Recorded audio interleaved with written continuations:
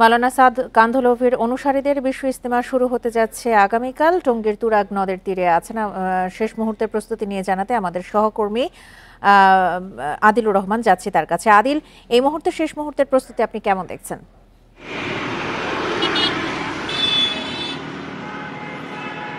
দেখুন, নানা সংশয় এবং নানা আলোচনার পরে মাওলানা সাদ কান্ধলভির যারা অনুসারীরা আছেন তারা আনুষ্ঠানিকভাবে তাদের যে 3 দিনের ইজতেমা, সেই ইজতেমাটি আসলে করতে পারছেন।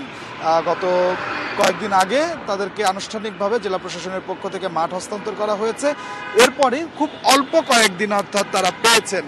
আমরা যদি বলি যে গত রোববারে তারা মাঠ পেয়েছেন, মাঠ পাওয়ার পরে তাদের যে প্রস্তুতি, সেই প্রস্তুতিগুলো তারা এই খুব অল্প সময়ের মধ্যে তারা নিয়েছেন।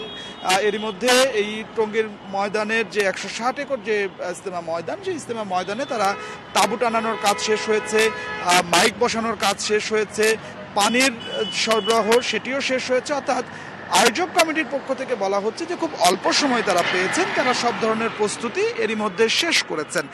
মূলত গতকাল থেকে বিকেল থেকে ইজতেমার উদ্দেশ্যে দেশের বিভিন্ন প্রান্ত থেকে মুসল্লিদের আসাটা শুরু হয়েছে আনুষ্ঠানিকভাবে।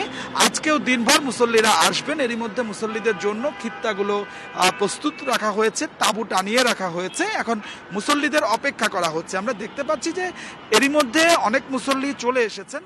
দেশের মুসল্লিরা যেমনি এসেছেন তেমনি বিদেশি মুসল্লি যারা আছেন তারাও এসেছেন। আমরা আয়োজক কমিটির কাছ থেকে যে তথ্য পাচ্ছি যে এখন পর্যন্ত ভারত থেকে বিদেশি মুসল্লি এসেছেন, পাকিস্তান থেকে বিদেশি মুসল্লি এসেছেন, মালয়েশিয়া থেকে বিদেশি মুসল্লি এসেছেন, এরকম অনেকগুলো দেশ থেকে বিদেশি মুসল্লি এসেছেন। এবং সাদ কান্ধলভির অনুসারীরা তারা ধারণা করছেন যে তাদের যে পর্বটি, সেই পর্বে প্রায় 10,000 বিদেশি মুসল্লি এবার অংশগ্রহণ করবে। এবং এবারই প্রথম বিশ্ব ইজতেমা হচ্ছে শবে বরাতের যে বরকতময় রজনী, সেই বরকতময় রজনীর আসলে শবে বরাতটি ইজতেমাটি শুরু হচ্ছে।